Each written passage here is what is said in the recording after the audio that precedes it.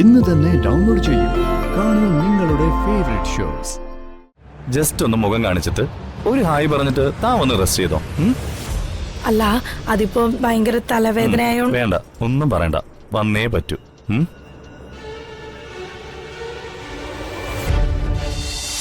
അങ്ങനെ വേണ്ടി വന്ന ചേട്ടാ. എന്തായാലും സ്നേഹിച്ച പെൺകുട്ടിയെ തന്നെ കിട്ടിയല്ലോ, അത് മതി.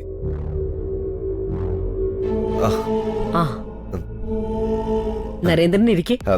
വേണ്ട ചേച്ചി, ഞാനിവിടെ നിന്നോളാം. അർജുനോട് ഞാൻ പറയായിരുന്നേ, വിവാഹം നമ്മളാരും അറിയിച്ചില്ലെന്ന്. പെറ്റമ്മയെ അറിഞ്ഞില്ല, അപ്പോഴാണോ ദൂരെയുള്ള നീ? അല്ല, എന്നിട്ട് അർജുന്റെ പെണ്ണെവിടെ? കണ്ടില്ലല്ലോ. ഞാൻ വിളിക്കാം.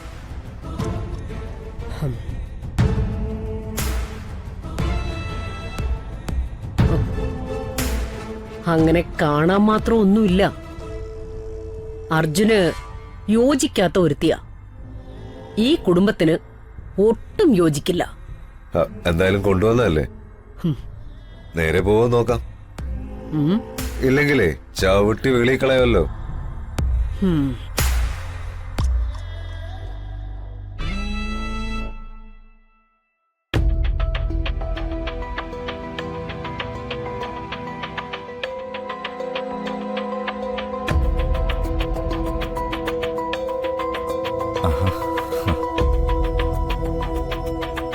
ഐശ്വര്യ, താനും താഴേക്ക് വാ. എന്തു പറ്റി?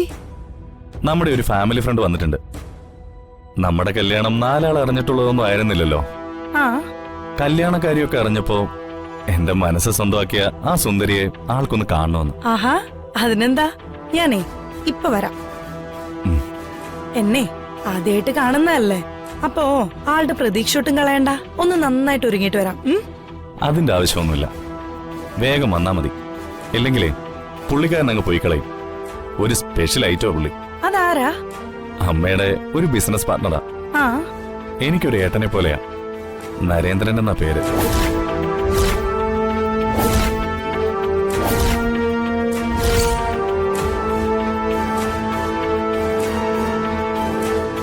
എന്താ? നരേന്ദ്രൻ.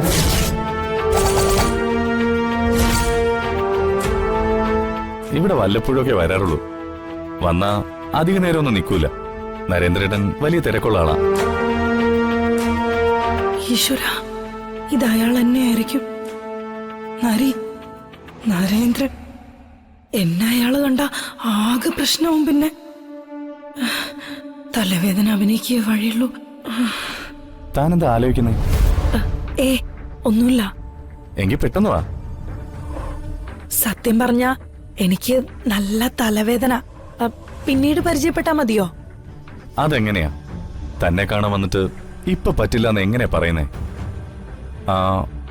വെറുതെ ഒന്ന് തല കാണിച്ചിട്ട് താനിങ്ങി പോന്നോ? എങ്കിലും നല്ല സുഖമില്ലാതെ. ഒരു വയ്യാഴിയും വേണ്ട, താൻ എന്റെ കൂടെ വാ. ജസ്റ്റ് ഒന്ന് മുഖം കാണിച്ചിട്ട് ഒരു ഹായ് പറഞ്ഞിട്ട് താൻ ഒന്ന് റെസ്റ്റ് ചെയ്തോ.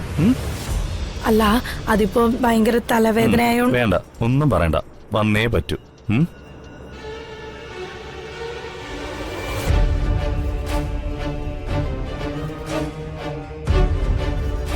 ഈശ്വര, പെട്ടു. ഞാനിവിടെ ഉള്ളത് അയാളെ മനസ്സിലാക്കും. അമ്മയും ചിന്നുവിനെയും കുറിച്ചാവും അടുത്ത് ചോദിക്കാൻ പോകുന്നത്. പിന്നെ മണിമാലയും കുറിച്ച് ചോദിക്കൂല്ലോ. ഐശ്വര്യ, ദേ വരുന്നു.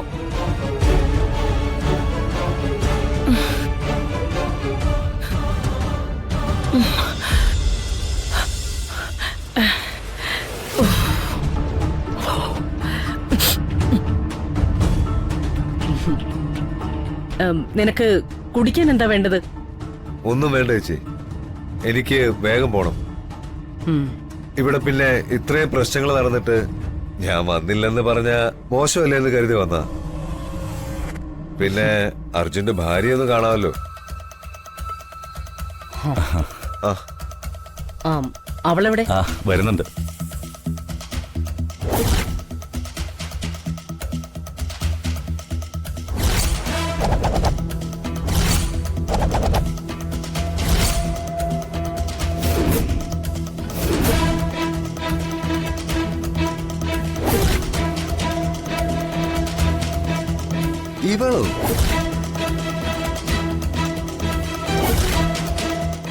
നിനക്ക് ഇവളെ നേരത്തെ അറിയൂ? ആ, അതല്ല, ഇതാണോ അർജുന്റെ ഭാര്യ എന്ന് ചോദിക്കുമായിരുന്നു. ആ, ഇത് തന്നെ. ആ,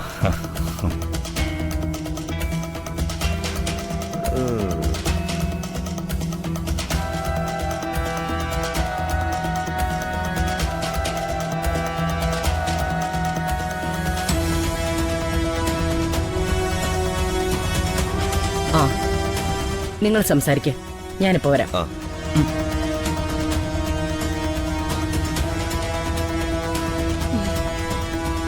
അമ്മ അറിയാതെ ഞാൻ ഇയാളെ വിവാഹം കഴിച്ചതിന്റെ ദേഷ്യം ഇപ്പോഴും അമ്മയ്ക്കുണ്ട്. നരേന്ദ്രേട്ടൻ അമ്മയോടൊന്ന് സംസാരിച്ച് അതൊന്ന് ശരിയാക്കി തരണം. ശരിയാക്കാം, എല്ലാം ഞാൻ ശരിയാക്കി തരാം. ശരിയാക്കിയിട്ടേ ഞാൻ പോവും.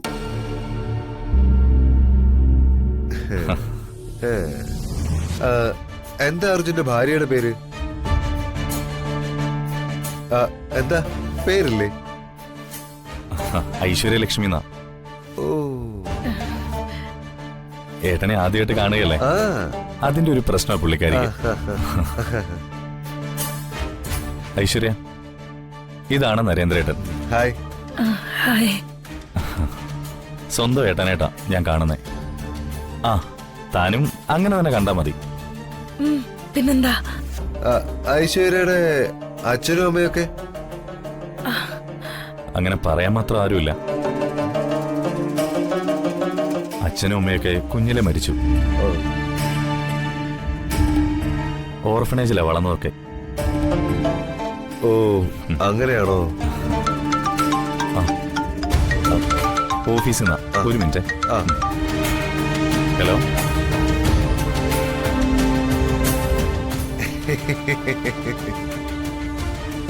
സുഖാണോ ഇവിടെ? നരേന്ദ്രേട്ടാ, ഇവിടെ ആരോടും എന്നെ കുറിച്ച് പറയരുത് പ്ലീസ്. ഞാൻ ആരാണെന്നും എന്താണെന്നും ഇവിടെ ആർക്കും ഒന്നും അറിയില്ല. എന്റെ അറിവിലെ ശിവദാസനും സീതയും ചത്തിട്ടില്ല. പിന്നെ കല്യാണി എന്നൊരു കൂടെ പിറപ്പ് നിനക്കുണ്ട്. ആ, നീ എങ്ങനെയാടി അനാഥയാവുന്ന? അച്ഛനും അമ്മയും അനിയത്തിയൊക്കെയുള്ള അനാഥയും. അതൊക്കെ ഞാൻ പിന്നീട് വിശദമായിട്ട് പറയാം. എന്നാലും നിന്നെ സമ്മതിച്ചു.